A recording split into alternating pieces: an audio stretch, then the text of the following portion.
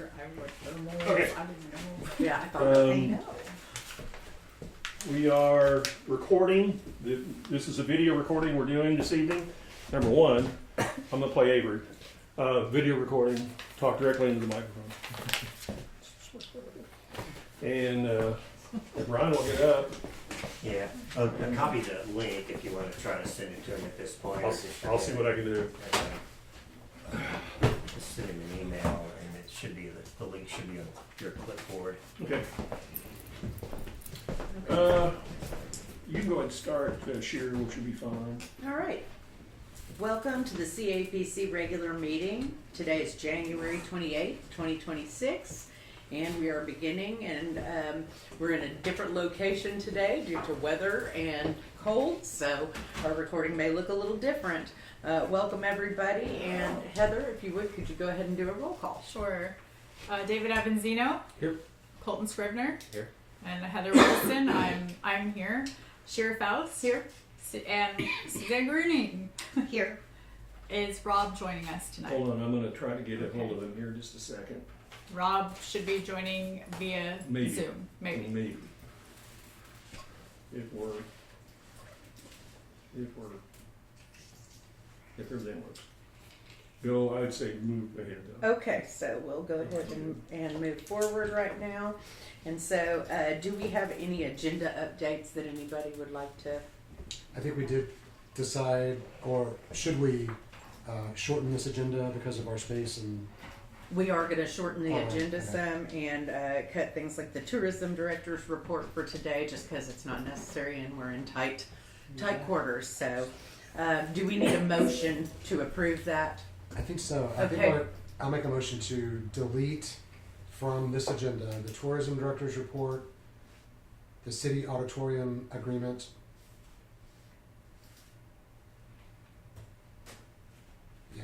Okay, and so David made a motion. So moved. Heather seconded that motion. All in favor, say aye. Aye. Motion carries.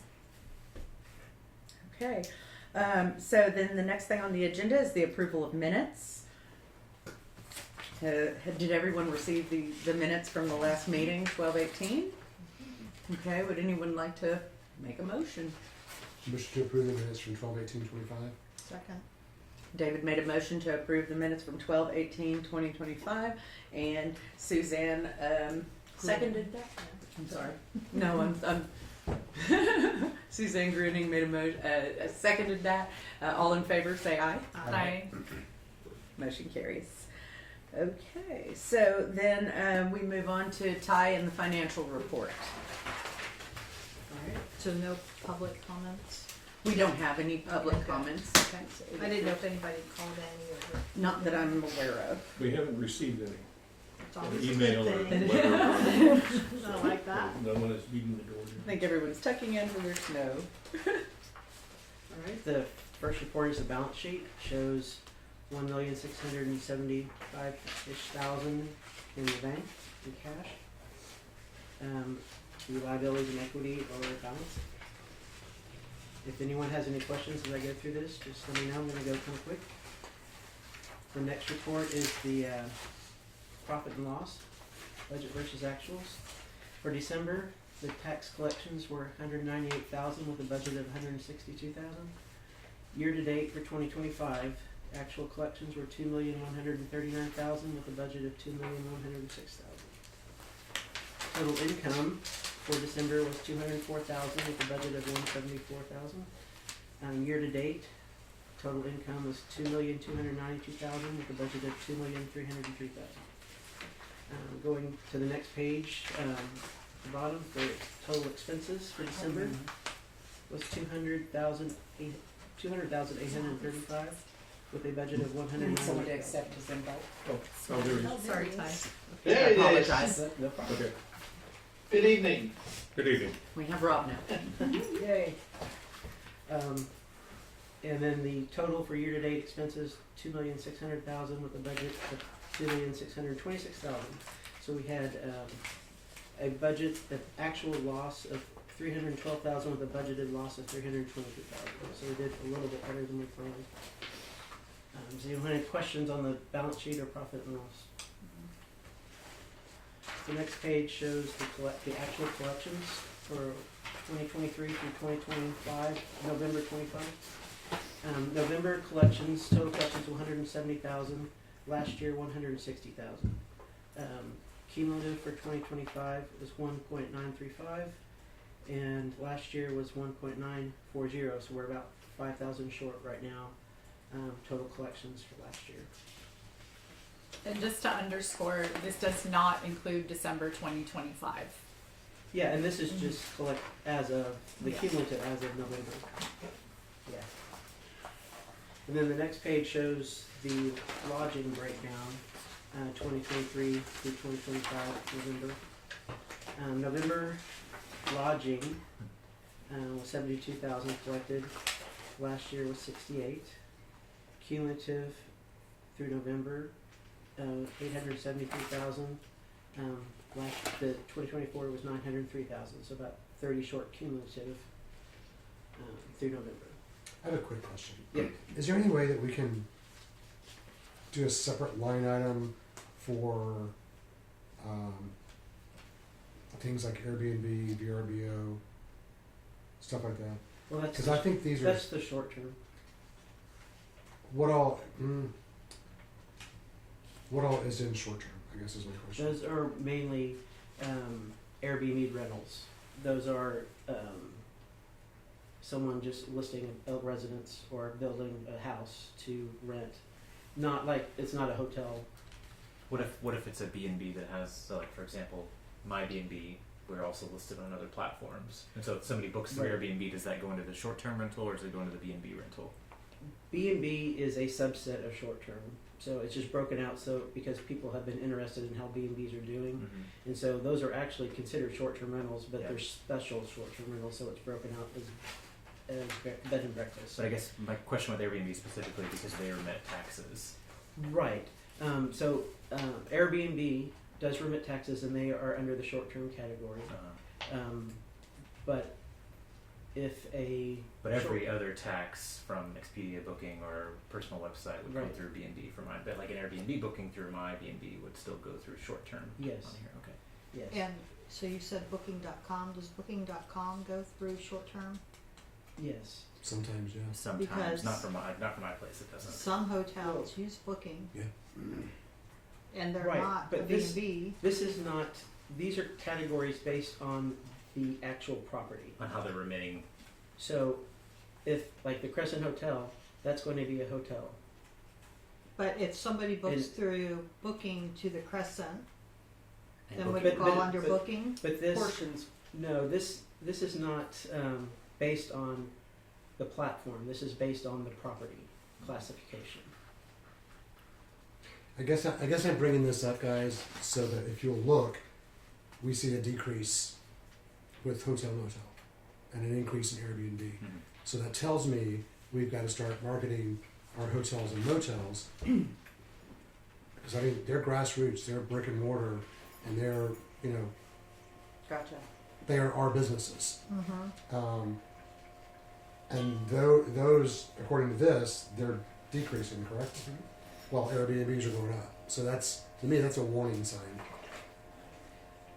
And as I said, this is not. These categories on this lodging page are not based on platform on Airbnb or Booking.com. It's not based on that at all. It's Right, based it's- on the property classification. When you submit it through the cities. Right. they So have- if say So there's no double dipping, like Crescent wouldn't, they're not in both any. They're in one category. A property is in one of these categories. Because you still get, so we still have to tell you how much Airbnb is supposed to have Right. remitted, and so you can still count that for Right. B&B, for example. Okay, This is just strictly by property, not by how it's remitted. Those Got are it. just the people who are reporting. By property and they're the basic category they fall under, whatever is their fundamental category.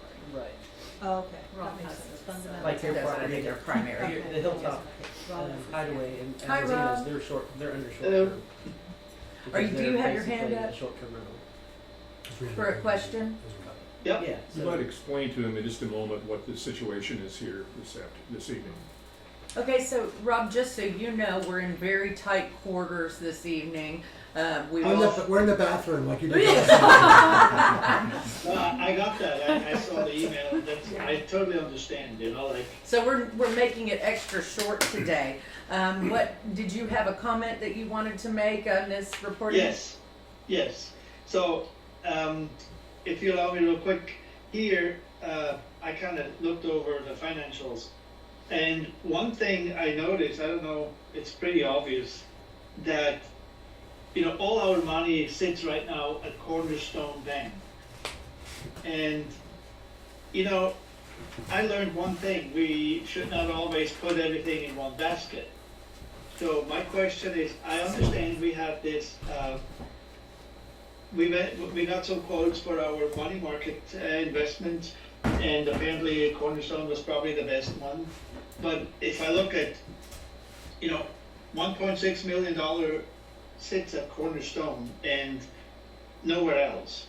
Is there, for the future, a chance that we kind of diverse our money, even if it's the money market account, that we have maybe $500,000 at Equity Bank or whatever bank we want to bank with?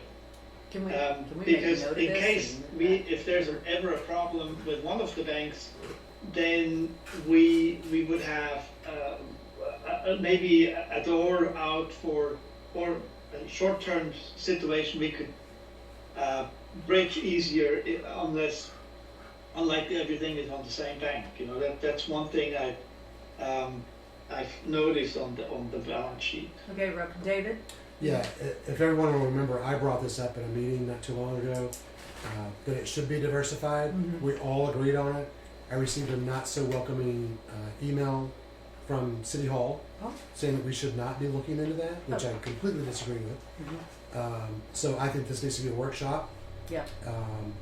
That we can plan for the future.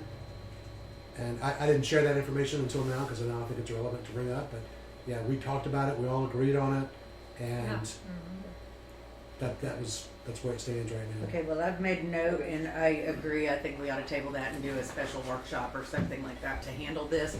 And if you don't mind, let's move forward. And then I have, then if I continue real quick.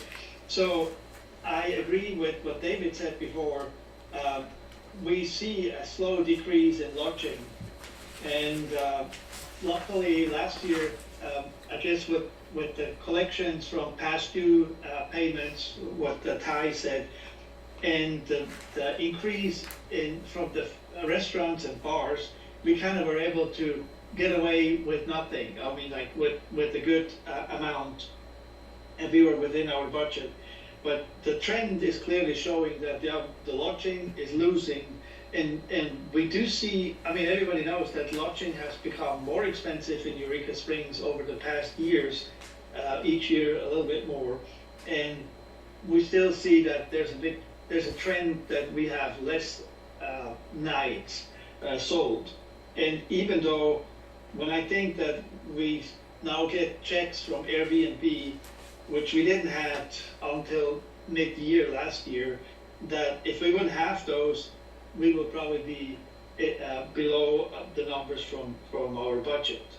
So that's one thing, and I know this is an ongoing thing, but I encourage that we try to get every online travel agency to pay their fair share. I mean, there must be a way that we can get Expedia to pay what they owe us, and like everybody else finally did. I mean, if there's a way to get a connection, that would be very appreciated. Any other comments? Can you remind me what other is on this for lodging? Other is like campgrounds. Campgrounds. Sleeping bags. Tents. The next page is the food and beverage breakdown, and it shows so far 97,000 for November compared to 91 the previous year. Cumulative 1,062,000 cumulative compared to 1,037,000 last year. So it's Food's obviously doing a little better than last year.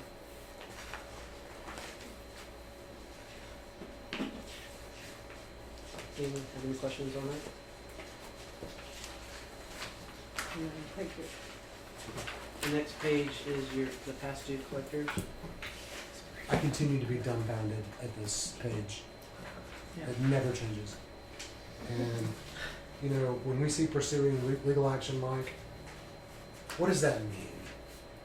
Means we're taking them to Carroll County Court, Okay, and then we'll go in front of a judge, okay. and they can either plead their case, or they can go ahead and be fined by the judge So in the county. in that interim that we're waiting on a ruling for a judge, which we all know could take a year or more, why aren't we pulling their business license?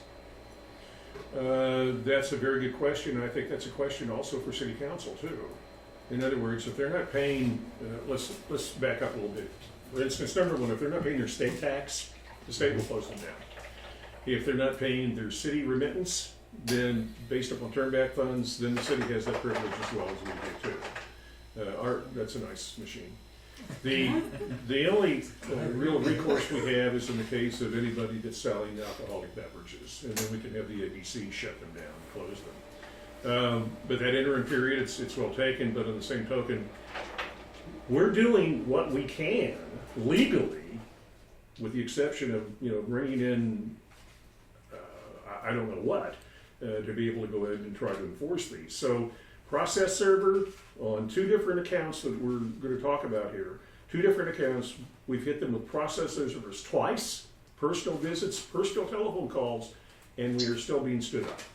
The next course of action is they will get a final demand this week from them, and if they don't pay us by next week, we will go ahead and file a lawsuit.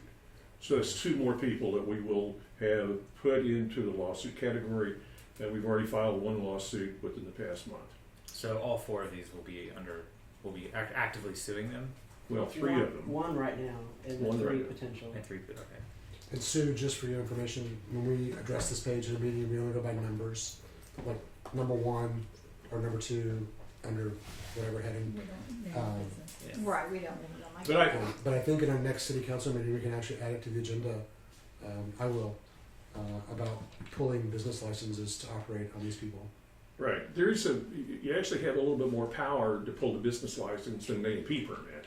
Because an A&P permit is, you get one and you will always have that permit so long as you maintain your business license status. So if you don't pay your business license fees once a year, then that A&P permit is null and void too. Yeah. So, you know, if we've got that grace period of, well, not so long, but a year permit is what the business license is for. That has to be renewed every year. A&P permits you don't have to ever renew. So Ty, can you, on these 4 individuals, can you give me detailed list of things that have happened? Yep. In order to collect this so I can take it to city council? Right. Number 3 on that, in that last section, that one is contained. That one is 3 months behind, but they actually have a new person leasing and operating the property. So they've already filed. So they are going to be current going forward. They are a contained entity. It's just that those past due, we did work on collecting. So what is number 3? This Number, one? this The one third right one here. on the list. Number yeah. 3 is the 3rd one. Oh, this one. So, Yeah, That okay. one is a contained entity. It should be fine going forward, but they still have 3 months that they need to pay. So And we do have, it looks like maybe a couple of new in the earlier past due, Yeah. and then a few people that have dropped off that must be getting their stuff in gear. that first list, the one that past due, that's a continual rotating. Sure. entity. Yeah. I mean, in fairness, it was the holidays, and I know some of these owners, and I would not expect to see them next month on the 2 months past due. It's really a shame. It's a shame, but And no one yeah. sees this, and everyone gets might miss a month occasionally. So that's, Yeah, yeah. that list isn't worrisome. yeah, I think that the procedure we have is as sound and as stringent as it's ever been. yeah. And I don't know, over the past 3 or 4 years, if that list was longer or shorter, I don't know. I do know that in past years, we've had 12, 15, you know, and not exercising the same amount of legal authority that we are now. So, please understand, Commission, that Ty and I are in fairly regular contact with our attorney, working this through, and he has no problem going after people, so long as it's a legal way to do it. But again, if you go up to somebody, and I've done this with all of these people, and said, what's the problem? And they tell me, I don't have the money. We don't have much of an option at that point, other than to go ahead and take them to court. And then we're gonna have to figure out, they're gonna have to figure out what they're gonna do to stay in Yeah, business. I guess the thing that really bothers me as a business owner in town is that once you get to 1, 2, 3, number 4 and 5 on this list, as a business owner, it's not a matter of I don't have the money. I've already collected the money. That's very true. So that's a bullshit answer, and I'll just lay it out. It's full of crap. They have the money. They've already collected it. It's not coming out of their pockets, and I get really angry when I hear people use that as an excuse. Well, what they've done is Well- they've spent the money. Correct. A Yeah. lot of Yeah. people- Yeah. I don't have it because I spent other people's tax dollars. Right. Well, what also should be considered is like big companies or businesses which are operated by a financial investment company, that we should be way harder on those than if it's on a personal. If you know that this is a family business, we can understand the situation can be tough to a certain degree, but you still have to follow the procedures.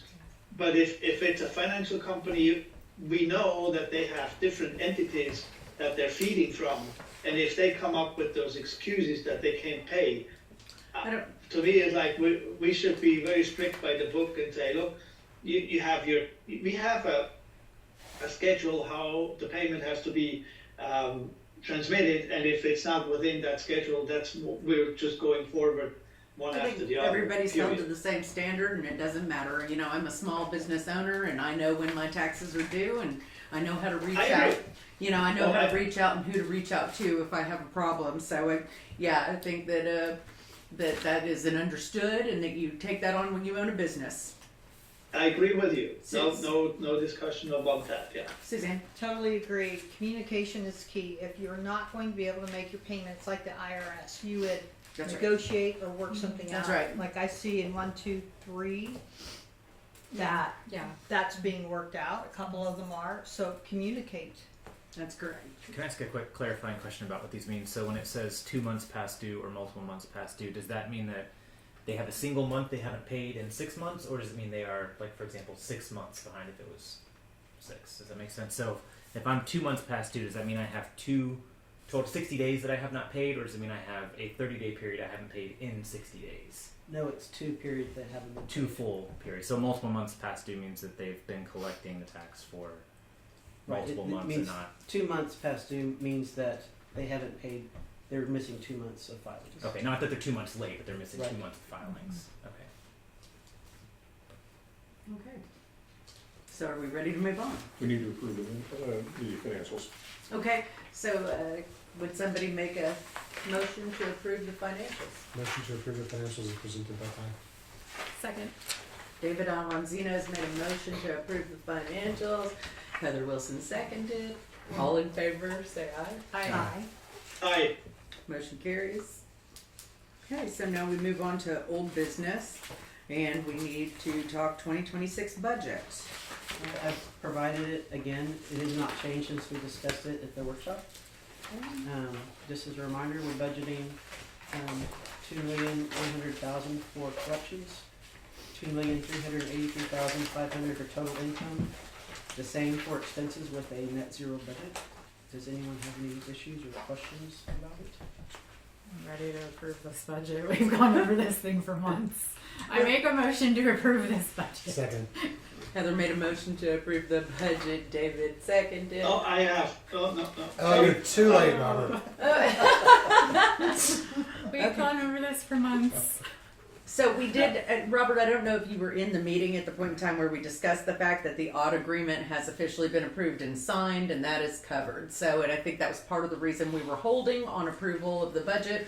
So I don't know if that makes a difference to you. and your comment. Well, I do have I need a little clarification. I know I could not join on the workshop, and I was on the road, and there was no way I could join.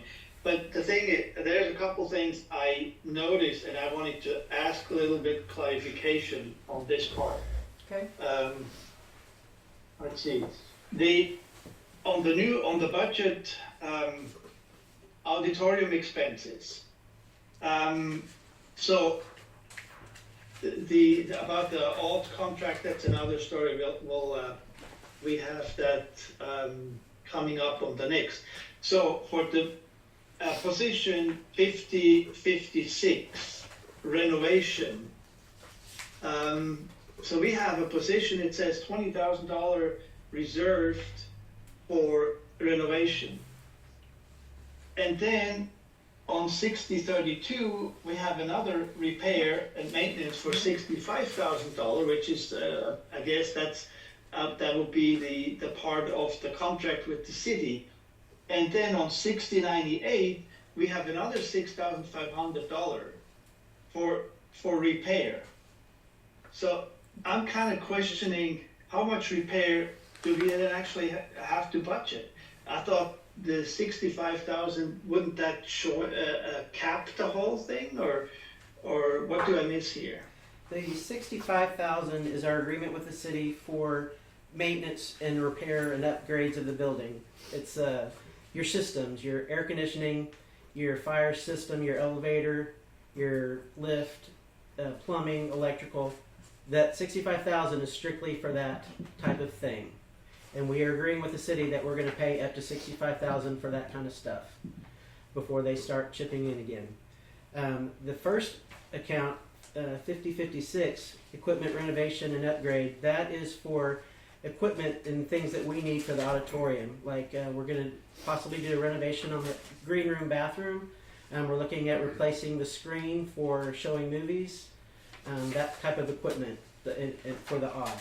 The last account, the general maintenance, that's for little maintenance items that are not included in the odd agreement with the city. That's, for instance, like I said last time, we had to pay for piano tuning, and that would come out of that general maintenance and operation account. So it's miscellaneous things that we need to do to take care of the odd that are not in that 65,000 agreement with the city. But I read the agreement back and forth, and the thing is, like, if we do an upgrade, like whatever projector or screen or a curtain or whatever, isn't that part of that $65,000? No. No, it's I not. mean, it's not clearly said to me that this is not part of it. Well, I think there's a difference between maybe keeping the building standing and then keeping the odd functional for events. That's my understanding. The $65,000 is purely for infrastructure. Right.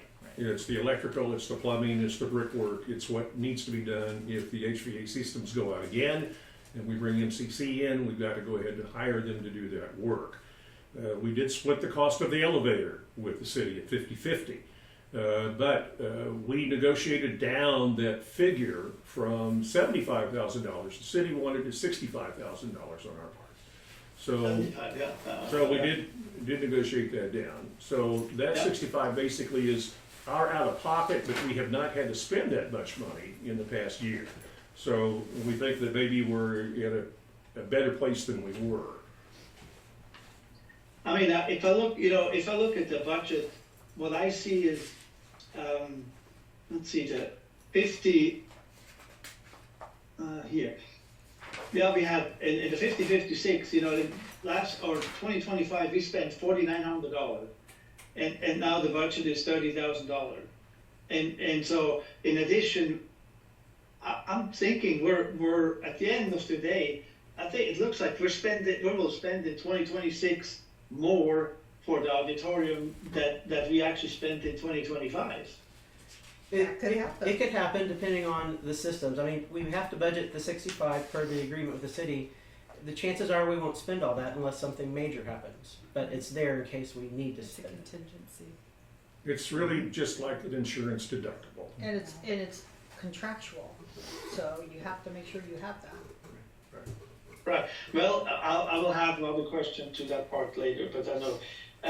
Then on the other okay, so I get that. On the other thing, in the one thing on the, let's hang on with the real quick here.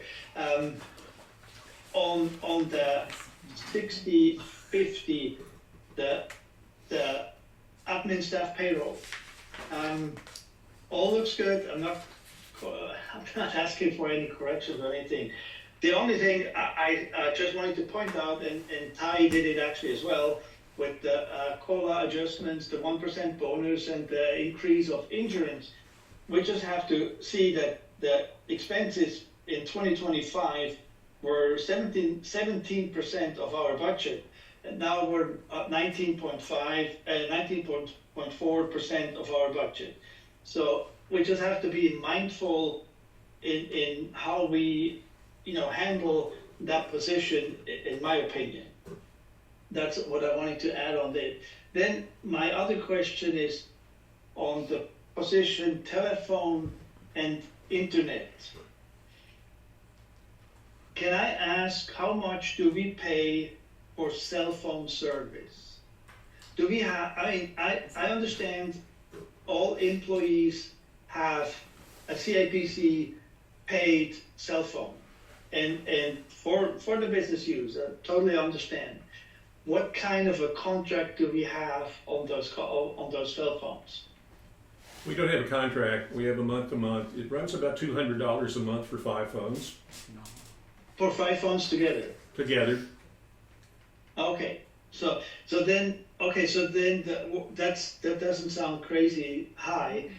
Then and what is the fiber optics? That, I guess that must be the high end thing. Like we're $4,000 over budget from last year in spending, and of course now this year we adjusted it to the new amount. But so where does the other $25,000 go to? Well, The- last year was We just a low upgraded. number. I was going to say, fiber optic costs $1,600 a month. That's a gigabyte up and a gigabyte down. We have Okay. several hotspots within the auditorium for public usage as well as the internal usage that we depend on. And at one point, we were lagging in our broadcasts for Zooms and other things because of the slowness of our internet connections. So we had planned, and it took over a year to get it done, to go into a fiber optic world. And it finally got installed this past year. It took almost a year to get it installed. So yes, it took a jump from, I can't remember what the original figure was, but it's $1,600 a month. And that was based upon the initial 24-month agreement with Cox. And then the provider is Cox. Yes. Mhm. Okay. Okay. I know bandwidth is expensive. It's getting more and more. It's just a massive amount if I look at that part. But yeah, it is what it is. I guess that's what we need to have. It's just too bad that nobody helps us paying for it. Huh? Everybody uses it, but nobody pays for it except the CAPC. Okay, all right. And then the other question would be about the computer software. It went from 2,800 to 10,800. Is that for the Airbnb software what we agreed on to add last year? That is included in that account. But that's the main reason for the jump, right?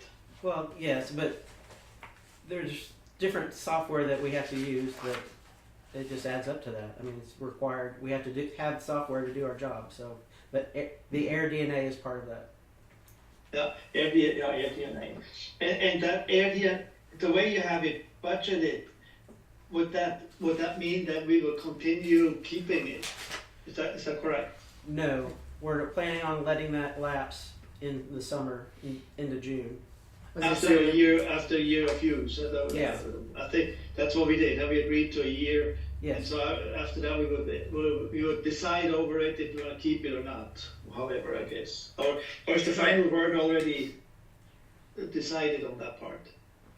I think we've come to the conclusion that there's other avenues that we could probably utilize through Madden. And at the end of the day, that information I think has been valuable up to this point because it's given us a very strong understanding of what the Airbnb market is, or AirDNA market is, not AirDNA, but Airbnb market in Eureka Springs. We had no idea how big it was. Now we are, as we have talked earlier this evening, it is very huge, and it is infiltrating into the hotel motel business. So. Okay, all right, that's all I have, thank you. Thank you. Okay, so then Good can we? questions. Yeah, they were questions. Thank you. Can we go ahead and move forward? All in favor of approving the motion made by David, seconded by Heather, say aye. Aye. Aye. Aye. Motion carries to approve the 2026 budget. Okay. So then, we discussed already that the Eureka Springs Auditorium Agreement was approved and signed, and so we are finished with that, and on to new business. Sorry, Sheila. No. May I say a word to that part, or is it too Uh, late? Say a word, but let's make it quick so we can get on with it. It's cold in here. Yeah, it's cold Rob. and we're squished. We're very squished. The only thing, I mean, like, the only thing what I questioned, and I saw that I was not the only one, and I'm sorry I missed the part, I guess, at the beginning. You know, originally the commission was told that we have a chance to see the agreement before it was signed, and then all of a sudden it's signed, and I think we were just taking away our right to contribute to that contract in a way, or criticize or whatever, that we were kind of hold away from negotiating. Rob, I understand Rob, that can during we, the workshop. Rob, can you hear me? Excuse me for interjecting. We did get to review this and talk about things that we wanted to happen, and Mike took those things forward, and it was signed with the items that we discussed at the last, was it workshop or Yeah, meeting? the Workshop. last workshop. Oh, I did not see that And- in that case. Yeah. And it was approved that this will be reevaluated, is it every 2 years? Is that correct? Yes. So we will have a chance when things change to reevaluate and assess what we need at that time. I saw that there's 2 years to close. Yeah, I did see that. And I mean, it can be reevaluated even earlier. I mean, I guess that would be not the problem, but Sure. at least every 2 years.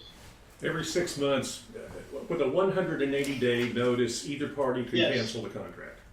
Yeah, okay.